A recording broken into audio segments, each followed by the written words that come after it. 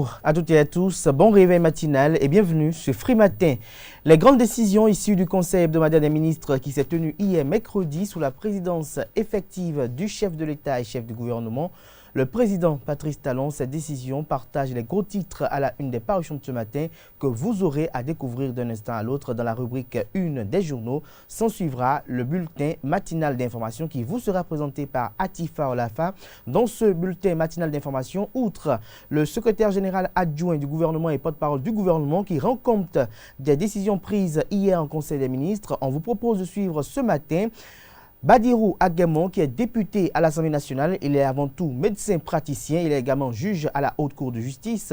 Il dévoile un peu les inconvénients des interruptions volontaires de grossesse clandestine et ces inconvénients notamment sur la femme qui les pratique. À suivre également au cours de cette émission matinale, quelques citoyens qui commentent le retour des 26 œuvres d'art de la France pour le Bénin. À suivre également au cours de cette émission matinale la page des sports qui vous sera présentée par Anaël Dohou. Au sommet de cette page des sports, la Fédération béninoise de lutte participe à partir de ce jour à l'édition 2021 du Tolac à Dakar. La Fédération béninoise de l'athlétisme avec le Fonds national organise une session de recyclage des juges principaux et l'Atundi Sport et Promotion organise son premier tour le samedi prochain. Nancérine Fatoumbi, quant à elle, m'annonce de vous dire que c'est une très belle journée pour vous, chers amis Scorpions. C'est d'ailleurs le signe du zodiaque le plus chanceux ce jour. En amour, il vous est prédit que si vous êtes en couple, vos efforts communs vont porter leurs fruits et votre vie amoureuse commencera à s'harmoniser. Côté argent et travail, vous allez avoir l'occasion d'apprendre des choses utiles pour votre avenir et en ce qui concerne la santé, vous aurez une bonne endurance. Voilà pour le sommaire de ce matin, chers amis internautes. Juste après cette pub de l'ESAE, de l'École supérieure d'administration, d'économie, de journalisme et des métiers de l'audiovisuel ESAE, juste après cette pub, on se retrouve pour la une des journaux.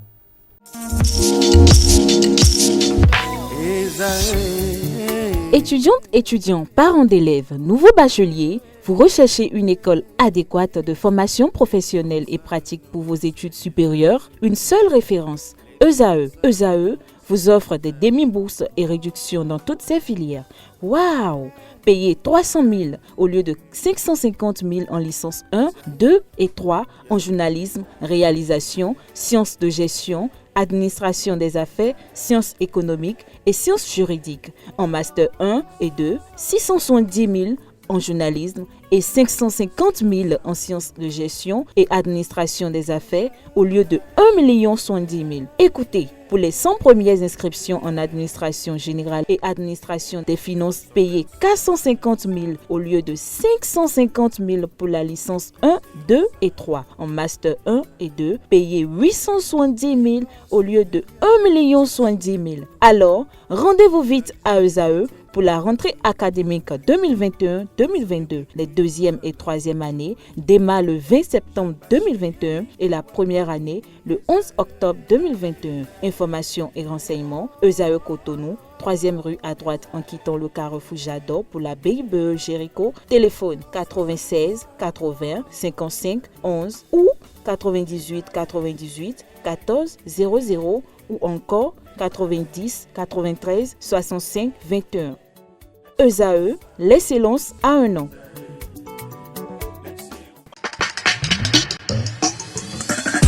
Bonjour à nouveau, chers amis internautes. L'informateur titre ce matin en manchette: fonctionnement de l'appareil de l'État, l'AOF, attribution, organisation et fonctionnement de plusieurs ministères adoptés. Le Conseil des ministres rend l'administration publique plus dynamique, déduit le confrère des décisions prises hier en Conseil des ministres. Toujours à la une du quotidien béninois d'information générale et d'analyse, l'informateur. Esplanade des Amazones de l'Indépendance, Esplanade des Amazones et place de l'Indépendance, des symboles de la République bientôt réaménagés. Toujours à la une du quotidien L'Informateur ce matin, forces armées béninoises, réorganisation en vue du commandement. L'oreille droite de la une de ce matin de L'Informateur titre: démantèlement d'un ghetto à Huyogbé. 375 boulettes de chanvre indien saisies, plusieurs personnes interpellées. Des détails à la page 4 de la page de ce matin du quotidien L'Informateur. Le quotidien de service public à la Nation titre ce matin Aurélien Agbenossi, ministre des Affaires étrangères et de la coopération, à propos du rapatriement des biens culturels. Le président Patrice Talon a démontré encore ses qualités de visionnaire. Retrouvez intégralement la transcription des propos du ministre des Affaires étrangères aux pages 2 et 3 de la livraison de ce matin du quotidien national d'information. Toujours à la une du quotidien de service public, opérationnalisation de la commission électorale nationale autonome Sénat, le conseil électoral s'active. L'article est publié à la page 6. Toujours à la une du quotidien de service public, reconnaissance à un pèlerin du droit, les mérites du professeur Dorothée Sosa salués. Soleil levant titre ce matin en manchette commune de Soava, le maire Zanou obtient de précieux matériels pour la santé, l'éducation, l'administration publique communale, l'organisation non gouvernementale Humanichère, le donateur plus proche des populations de Soava. Nous passons à présent au quotidien Le Challenge, mais avant, découvrons un autre titre à la une de Soleil levant de ce matin, restitution des trésors royaux d'Abomey. On n'avait pas de gouvernement très intéressé par les questions culturelles, dit cite Marie-Cécile Zinsou. Retrouvez l'intégralité de ses propos à la page 4 de la livraison de ce matin du quotidien Soleil Levant. Le Challenge titre ce matin en manchette adoption et plébiscite du rapport du président de l'Assemblée nationale et de 5 pour l'infatigable Louis Vlavonou, l'homme qui métamorphose le Parlement béninois. Toujours à la une du quotidien Le Challenge de ce matin, hausse de la note du Bénin à B+, la magie talon fait exploser les compteurs des finances mondiales. Nord-Sud quotidien, réouverture de la CITEX, l'OCOSAS salue la décision du gouvernement. Toujours à la une du quotidien Nord-Sud quotidien de ce matin, affaire diffamation, Nicéphore Dieudonné Soglo convoqué au tribunal le 26 novembre prochain. Toujours à la une du quotidien Nord-Sud quotidien ce matin, traque des prostituées, les maisons de tolérance de Cotonou seront fermées, à en croire les propos rapportés par le confrère, les propos tenus par le préfet du département du littoral, Alain Orla. Info Matin, titre en manchette ce matin, développement local à Soava, la diplomatie offensive de John Major Zanou concrétisée par l'association Humanichère. Toujours à la une de Info Matin de ce matin, tonitruante lutte contre le prosélytisme à Cotonou. Alain Orla attaque mal une citadelle vieille comme le monde. On peut faire autrement, estime le confrère ce matin. Le quotidien Info Matin également pour titre à la une ce matin, chantier routier au Bénin. Après les deux capés, à savoir Kouandé Kéroupé-Onko, via Banikwara, la desserte Niki Segmanan attendu. Des détails sur ce titre à la page 2 de la livraison de ce matin du journal. Il s'agit bel et bien du quotidien Info Matin. Le grand regard apporte un regard ce matin sur Théophile Yarou et Paul Rompey. Titre vie des partis politiques au Bénin. L'opposition tombe dans un piège de Théophile Yarou. L'article est publié à la page 2. Toujours à la une du quotidien Le Grand Regard de ce matin. Journée continue dans les établissements publics et dans les établissements primaires publics. Et si Saliman Karimou abordait autrement le sujet, s'interroge le confrère de Le Grand Regard. L'Indépendant à la une ce matin, Assemblée nationale. L'honorable Mathieu Adjovi satisfait du vote des lois en faveur des femmes.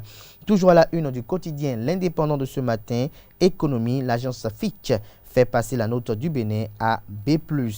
La presse du jour titre à la une ce matin, précisément en manchette, Assemblée nationale, le 5e rapport d'activité du président Vlavonou adopté à l'unanimité. L'événement du jour qui titre ce matin, malgré les chocs exogènes de la pandémie liée à la Covid-19, le Bénin décroche la note de crédit de B+. Toujours à la une du quotidien. L'événement du jour de ce matin, association des énarques du Bénin, Moïse Dosoumou remplace Daladier Yekpon. Toujours à la une du même canard ce matin, organisation des élections. Le processus de recrutement du DGE, du directeur général des élections enclenché. Des détails dans les colonnes de la page de ce matin du quotidien. L'événement du jour qui nous informe qu'à l'université d'Abomey-Calavi, une brigade mobile est mise sur pied pour protéger les étudiantes contre les enseignants véreux. L'événement du jour, titre à la une ce matin, partenariat Bénin-Banque mondiale, fructueux échanges entre le président Patrice Talon et Diagana. Toujours à la une du quotidien, le révélateur du jour de ce matin accuse accusé de diffamation. Nicéphore Dieudonné Soglo, convoqué au tribunal le 26 novembre prochain. Le matin libre, j'allais dire plutôt, titre ce matin en manchette, reprise de la Citex par la société Dongako SA, le coton à nouveau transformé en Lokosa. Des détails à la page 2 de la page ce matin de Matin Libre qui publie également à la une ce matin. Retour imminent de 26 œuvres d'art au Bénin. Talent l'a fait, s'exclame le confrère. Un courage politique s'en réjouit-il. Un vaste programme d'accueil et de promotion. Faire un peu plus, titre le confrère. Toujours à la une de Matin Libre de ce matin, digitalisation de plus de 1000 albums, la musique béninoise sur les plateformes internationales, un projet de Blue Diamond et Universal Music Africa, des précisions sur le 10 projets à la page 9 de la page de ce matin du quotidien Matin Libre qui décrit dans les colonnes de sa page de ce matin le calvaire des abonnés qui perdurent dans le cadre du paiement des factures à la SONEB. Dabarou s'intéresse ce matin en manchette aux interdictions du système de journée continue par le ministre des Enseignements maternels et primaires, Saliman Karimo, dans un combat non prioritaire, inopportun et inutile, estime le confrère qu'il règle d'abord le problème des aspirants, des effectifs pléthoriques et de manque de salles de classe, indique le confrère de Dabarou. Retrouvez des détails sur son analyse de la situation à la page 3 de sa parution de ce matin. Libération, quant à lui, titre ce matin, compte rendu du Conseil des ministres, les décrets portant attribution et fonctionnement de plusieurs ministères adoptés. Toujours à la une du quotidien Libération, culot ou obsession du viol, culot ou obsession du viol, du vol, le confrère voulait écrire plutôt, il a écrit viol, mais c'était du vol. Ils ont osé cambrioler un commissariat puis arrêter. Culot ou obsession du vol, ils ont osé cambrioler un commissariat puis arrêté. L'événement du jour, l'événement précis, titre ce matin à la une, Maître Jacques Mégan sur la mise en liberté provisoire de Rontondi et compagnie. Cela veut dire que nous avons une justice crédible au Bénin. Toujours à la une du quotidien.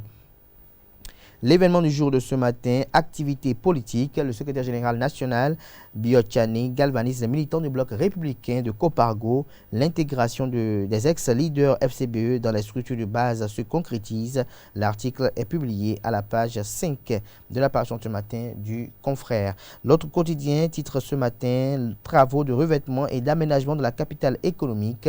Bientôt Cotonou complètement embelli et moderne. Toujours à la une de l'autre quotidien de ce matin, développement de la commune de Cotonou. Luc Setondi Atroupeau opte pour des orientations budgétaires inclusives. Toujours à la une de l'autre quotidien de ce matin, commémoration des 2 ans de la disparition des séances de prière annoncées pour Albert Thévouedjere. Des détails sur le programme à la page 5 de la page de ce matin du quotidien. Il s'agit bel et bien du quotidien, l'autre quotidien. Nous passons à présent au quotidien La Cloche, réaménagement urbain dans la capitale économique du Bénin. Cotonou sur orbite des plus belles capitales d'Afrique occidentale.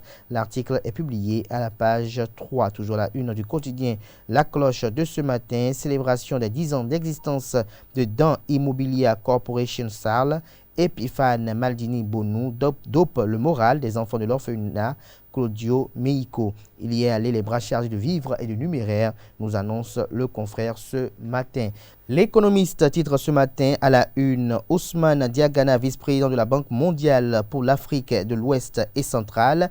Les 6 mois à venir, nous allons mobiliser 700 millions de dollars pour le Bénin. Retrouvez l'intégralité de son interview exclusive accordée aux confrères de l'économiste, laquelle interview, vous aurez un compte rendu dans le bulletin matinal d'information. Des détails sur cette interview à la page 3 de la page ce matin du journal, qui titre également à sa une ce matin, restructuration et développement du secteur industriel du Bénin. La société Dongako reprend l'exploitation de la Citex de Lokosa.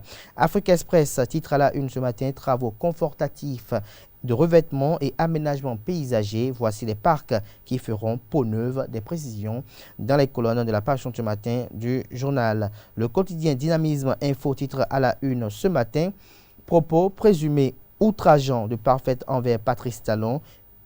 Etoufla Saba s'insurge contre le défaut de sanctions et appelle au respect de l'autorité. Toujours la une de Dynamisme Info de ce matin pour boucler la boucle.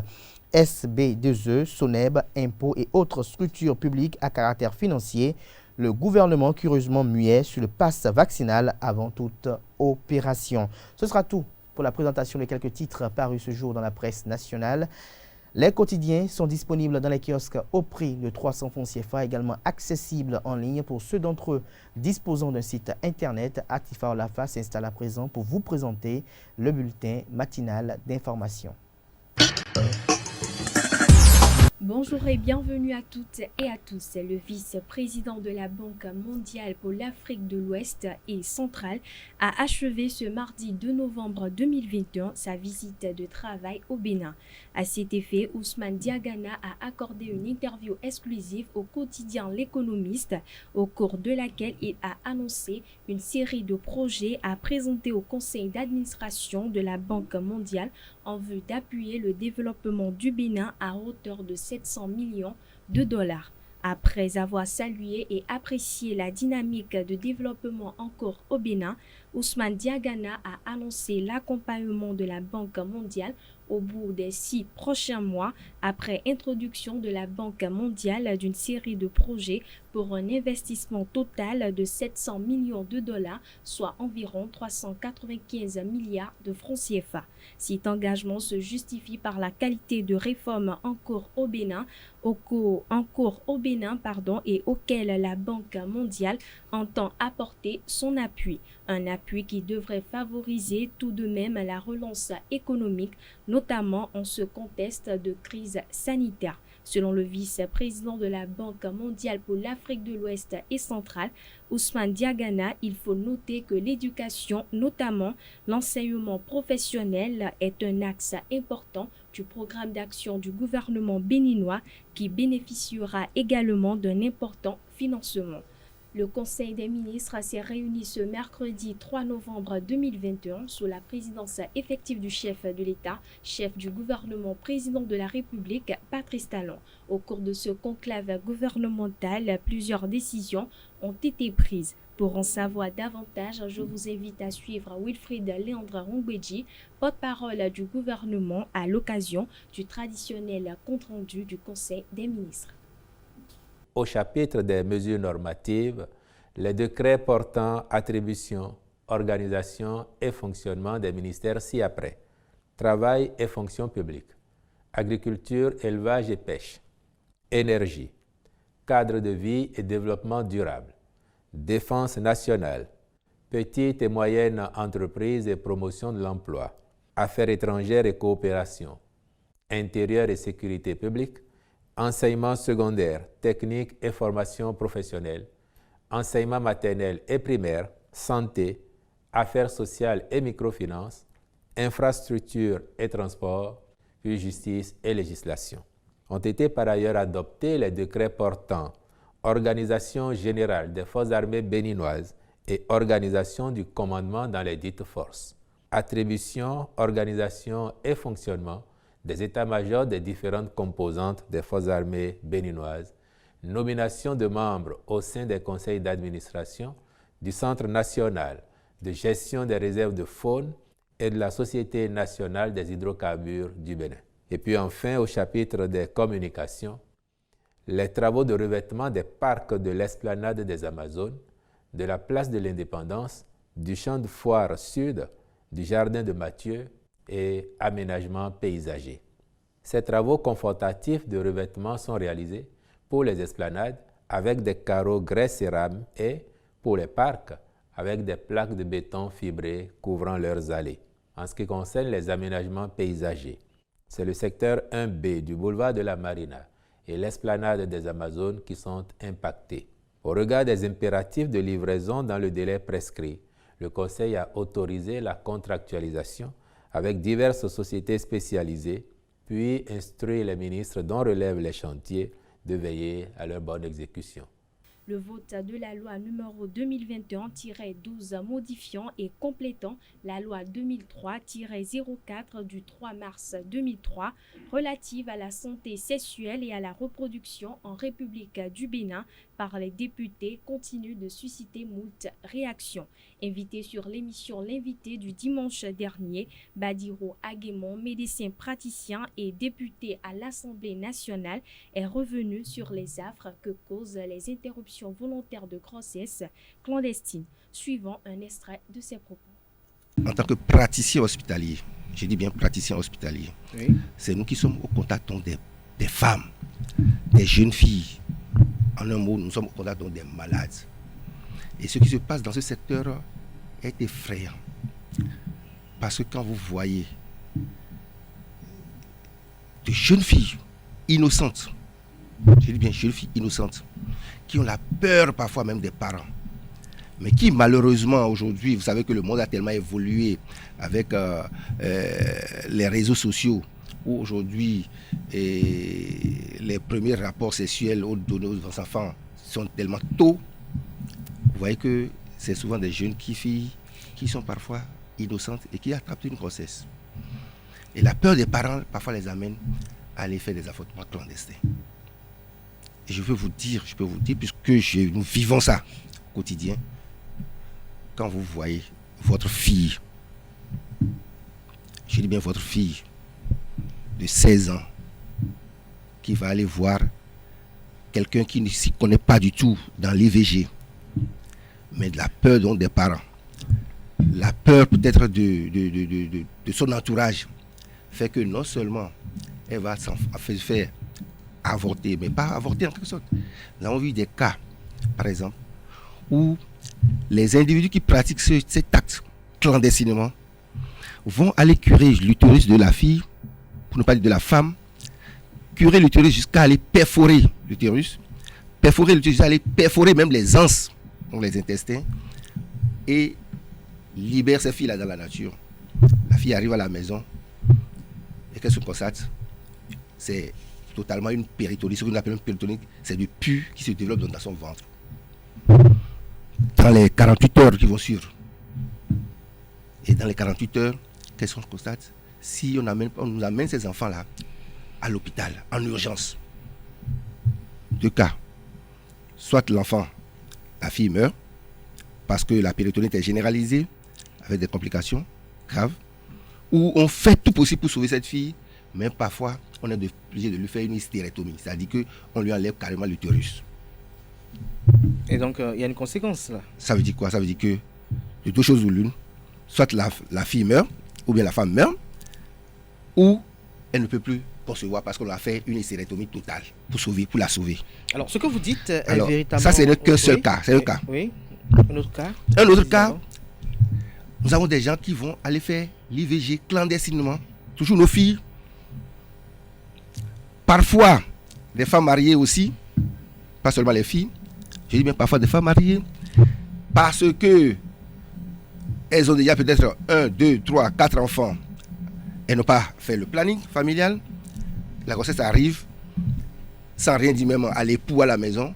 Ils viennent en consultation auprès des médecins que nous sommes et demandent à aller faire l'IVG parce que nous ne pouvons plus garder le 5e enfant. Vous comprenez? Alors, au lieu d'aller le faire chez de bonnes personnes, ils vont aller le faire clandestinement. Et qu'est-ce qui se passe? On fait ce que nous appelons donc un avortement incomplet. C'est-à-dire qu'il reste encore des débris à l'intérieur donc de l'utérus de la femme. Et qu'est-ce qui s'ensuit? C'est des saignements abondants. Abondants au point où elle va être en train de saigner sur 1, 2, 3, 4 jours. Et c'est peut-être au bout du 4e jour qu'elle n'en pouvait plus parce qu'elle est totalement anémiée qu'on l'amène en urgence. Et si on ne court pas, on ne peut pas la sauver. C'est pour vous faire ressortir les conséquences graves et gravissimes donc de l'interruption volontaire de la grossesse, mais des IVG clandestins. Les IVG clandestins. Alors, est-ce que avec cette loi, vous n'avez pas le sentiment d'avoir légalisé le crime? Parce que lorsque vous le dites ainsi que vous ne voulez plus de la clandestinité, c'est-à-dire que désormais, la jeune fille de 16 ans qui tombe grosse, elle peut gardement venir avec ses parents. Non. Justement, c'est ça que je voulais j'espère faire comprendre à la population. Les femmes ne sont pas bêtes. La femme connaît son corps. La femme n'est pas dupe. Quand vous voyez une femme qui arrive en consultation chez un gynécologue, c'est qu'elle elle a pris connaissance de ce qu'elle va aller faire sur le gynécologue.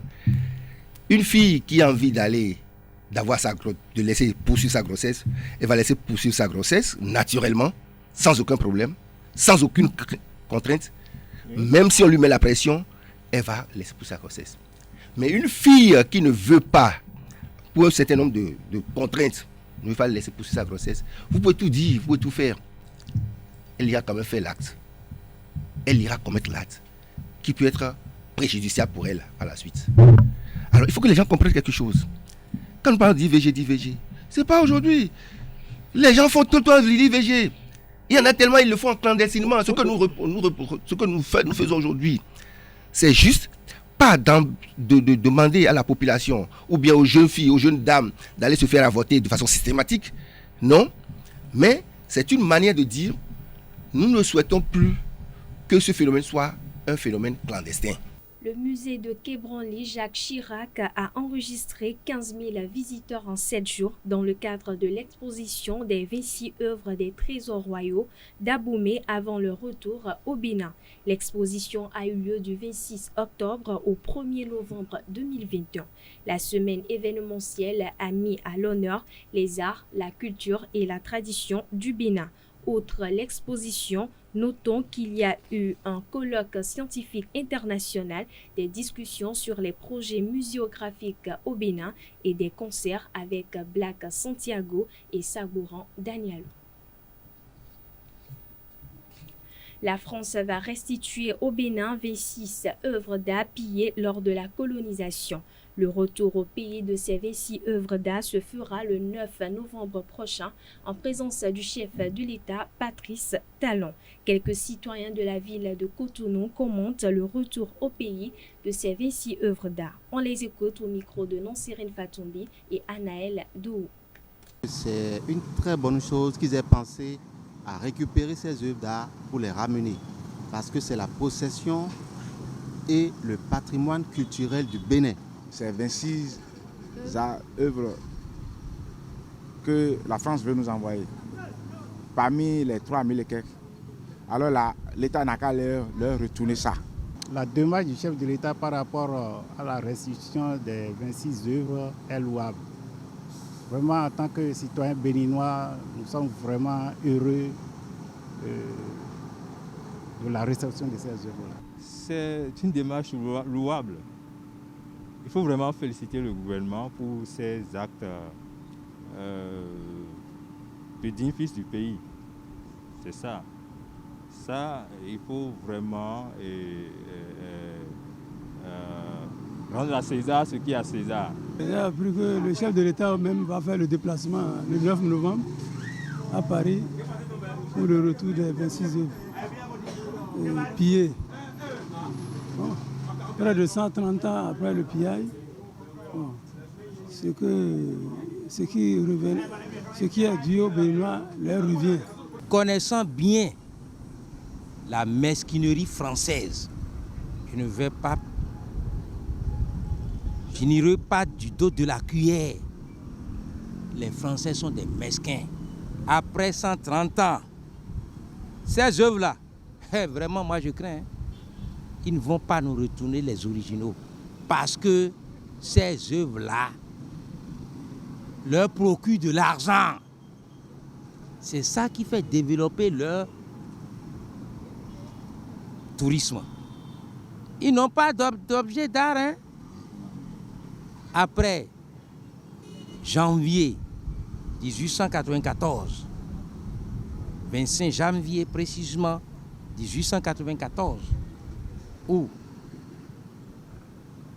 le roi Béhanzin, que je respecte beaucoup, le courageux, s'est rendu à Dode, et ça a été un pillage systématique du palais d'Abomey. Il était temps, après les tractations de Lionel Zinsou dans le temps, de faire revenir ses œuvres, que le président Talon ait pu parvenir à accomplir cette mission qui était indispensable pour la culture béninoise. Au-delà de ces œuvres, c'est beaucoup plus le retour à nos valeurs.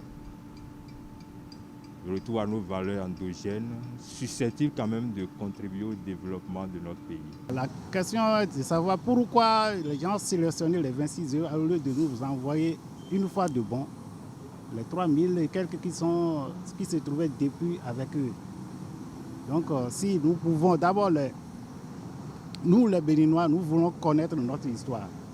Nous ne voyons pas pourquoi nous sommes béninois, les œuvres qui nous appartiennent se retrouvent en France, que nos descendants ne vont pas connaître les histoires, ça nous fait très mal. Si on peut nous les restituer, toutes les œuvres qui se trouvent en Europe, en France précisément, si on peut nous les restituer, c'est notre souhait. J'ai honte. On me parle de 26 œuvres, alors que c'est des milliers.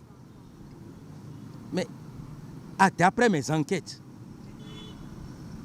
il y a l'habit de chaque roi là, mais qui se retrouve tantôt au Brésil, tantôt en Allemagne, tantôt en Asie. Mais qui a vendu les habits de nos ancêtres là?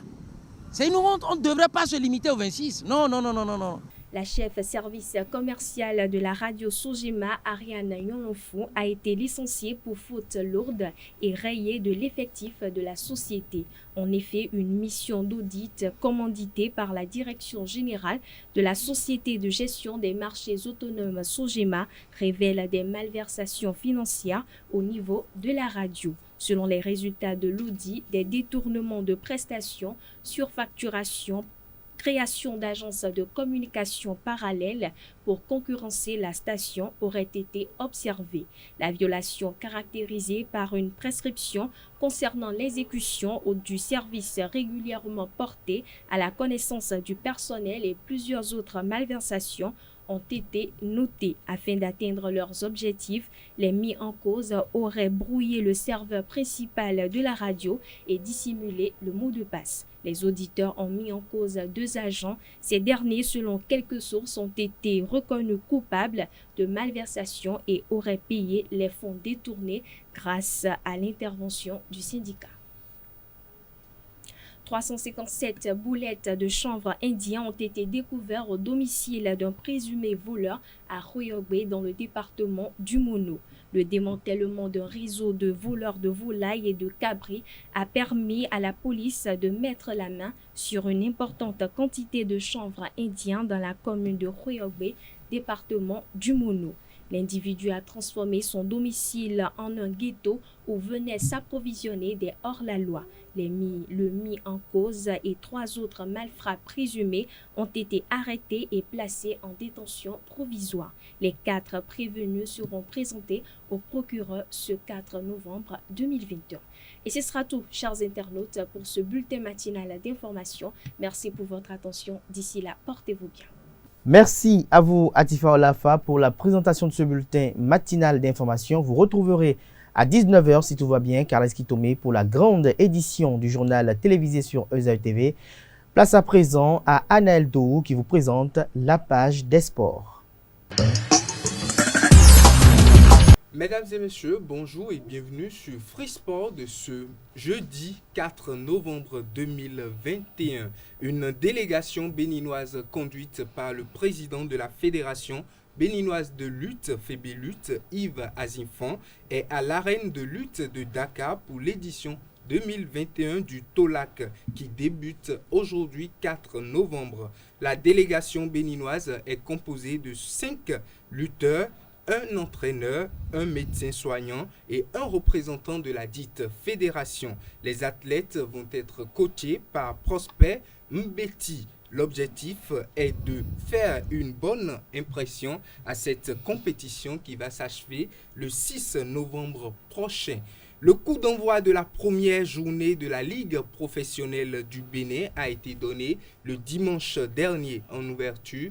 Coton Sport en déplacement s'est offert les requins de l'Atlantique 3-2. Une équipe de notre rédaction a sillonné la ville de Cotonou pour prendre l'avis de quelques acteurs sportifs sur cette rencontre. Ils sont au micro de Colombe Oussou, Atifat Olafa et de Nasrin Fatombi.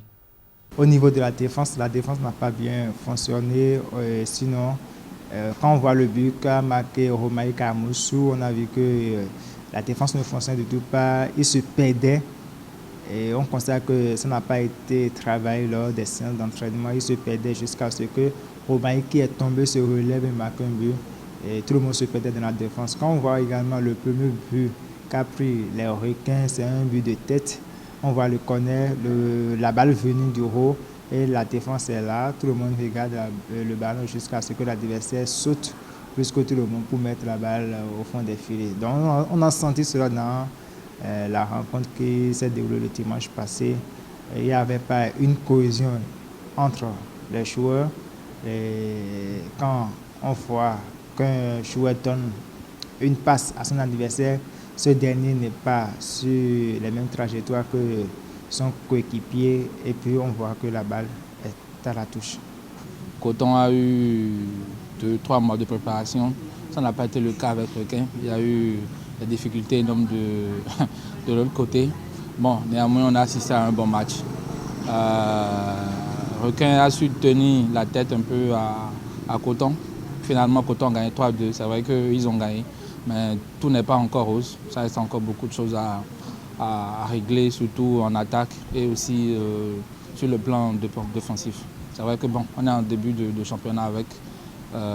Au fil des journées, au fil des matchs, la cohésion et tout va s'installer.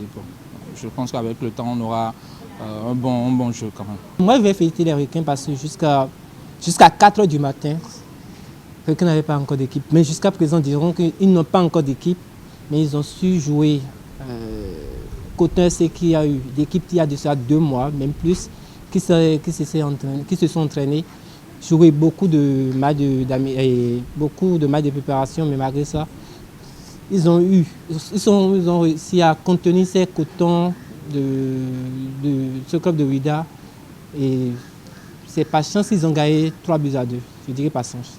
Les Requins ne se sont pas du tout préparés.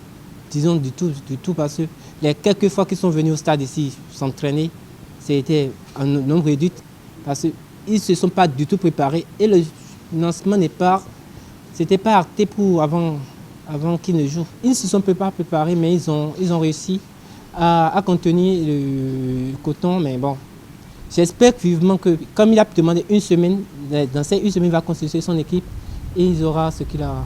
L'analyse de cette rencontre, bon, vous voyez, par exemple, quand on prend l'équipe des Requins, c'est une équipe, vous voyez, comparativement aux autres équipes là, au cours de la préparation, ils n'ont pas fait une préparation en tant que telle. Vous savez, les Requins, toujours c'est les crises.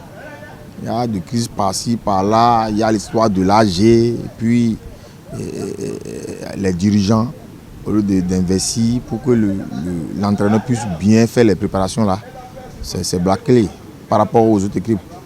Quand tu prends Coton, eux, ils ont commencé il y a longtemps. Ils ont fait des recrutements. Donc le jeu, c'est les Requins qui n'ont pas fait une préparation en tant que telle. Jusqu'à la veille même, les Requins ne savent pas s'ils vont jouer le match. Et ils ont produit ce jeu-là. Je crois que quand les moyens auront choses-là seront prêts de leur côté, ils vont faire un bon championnat. Coton aussi, il a fait des recrutements. Ouais, le jeu, ils ont de très bons joueurs. Donc je crois que ce championnat-là, ça nous promet beaucoup de choses. Adidja FC a fait face à la jeunesse sportive de Pobet JSP le mardi dernier au stade Jean-Pierre Gascon de Pobet. Une rencontre très animée qui s'est soldée par un score de parité, 1 but partout. Adidja FC des forces armées béninoises a livré 8 matchs de préparation, 3 victoires, 3 nuls et 2 défaites. La Fédération béninoise d'athlétisme, en collaboration avec le Fonds national pour le développement des activités de jeunesse, de sport et des loisirs, ont lancé une session de recyclage des juges principaux. Cette session de formation, lancée depuis le lundi 1er novembre dernier au stade Charles de Gaulle de Porto Novo, va connaître son épilogue le vendredi prochain. Pour ces 5 journées de formation, le conférencier et les participants vont parcourir les différents secteurs importants dans la gestion d'une compétition d'athlétisme. Le centre de développement du football Latundi Sport et Promotion va organiser la première édition de son tournoi dénommé Tournoi Latundi Sport et Promotion au stade René Pleven de Cotonou le samedi 6 novembre prochain. Pour cette première édition, 4 académies, Best Academy, Académie La Joie, Abi Sport et Latundi Sport et Promotion vont compétir aussi bien en catégorie des moins de 12 ans qu'en catégorie des moins de 16 ans. Selon les organisateurs, cette initiative vise le développement du football à la base. Pour finir ce numéro de Free Sport de ce 4 novembre 2021, un communiqué de la cellule de communication du club béninois Dragon de Louémé informe dans le cadre de la première journée, dans le cadre du premier match de la première journée face à l'AS Sobemap le dimanche 7 novembre prochain au stade Charles de Gaulle de Porto Novo, les hommes des médias doivent s'inscrire pour l'obtention de leur accréditation qui vont être délivrées le jour du match au stade de 13h à 15h. C'est tout pour Free Sport de ce jeudi 4 novembre 2021.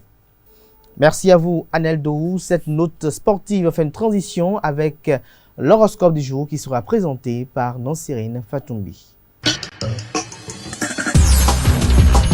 Bonjour chers internautes et bienvenue sur le message des astres. Bélier, gardez les pieds sur terre. Il serait plus sage de ne prendre aucune décision importante aujourd'hui car l'objectivité vous fera défaut. Vos initiatives pourront avoir des retombées intéressantes. Faites preuve de réalisme et de modération en toutes circonstances.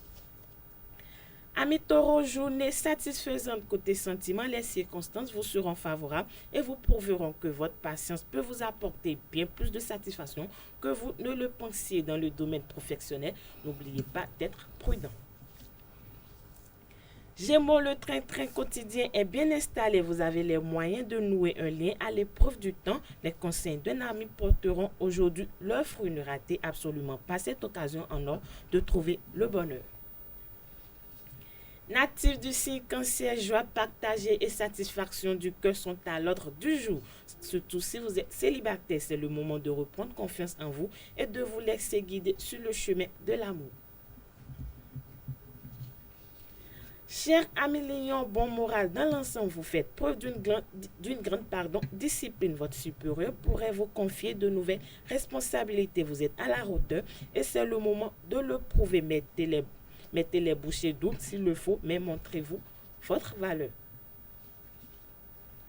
Vierge, journée gratifiante dans l'ensemble méthodique doté d'un excellent sens provisionnel. Vous serez le roi de l'organisation du travail et vous essayerez d'en faire profiter votre entourage professionnel. Amis Balance, l'horizon se dégage. Vous devrez sans doute faire équipe avec des personnes que vous n'appréciez que modérément. Prenez sur vous la suite de certains projets qui vous tiennent à cœur en dépendra.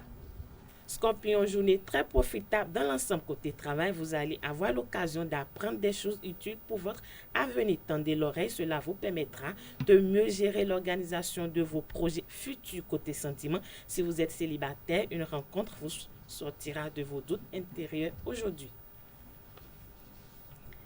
Chers Sagittaires, dans le domaine professionnel, ne faites pas trop le zélé. Certains collègues pourraient vous jalouser. Vous réalisez déjà parfaitement vos tâches, nul besoin d'en rajouter et attisser les tensions côté relationnel.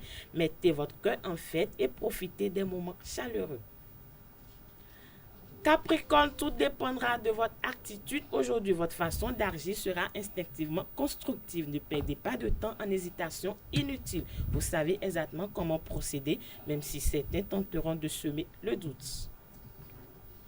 Avant-dernier signe du zodiaque, amis Verseau, journée assez compliquée. Certains événements pourraient vous amener à revoir vos méthodes de travail. Il faudra donc tout remettre à plat pour repartir sur de bonnes bases. Ne vous inquiétez pas, tout se passera bien. Dernier signe du zodiaque Poisson, pour finir, vous avez tous les atouts en main. Restez réceptifs à la nouveauté. Des portes s'ouvrent, des occasions se présentent. Vous avez donc la possibilité de vous attaquer à des réalisations d'envergure. Ne laissez pas passer votre chance. C'est tout, amis internautes, pour les prévisions astrologiques de ce jeudi matin. À demain pour un autre numéro des prévisions astrologiques. À toutes et à tous, merci pour l'attention, merci pour la fidélité, portez-vous bien et bonne suite de programmes sur ESAE TV.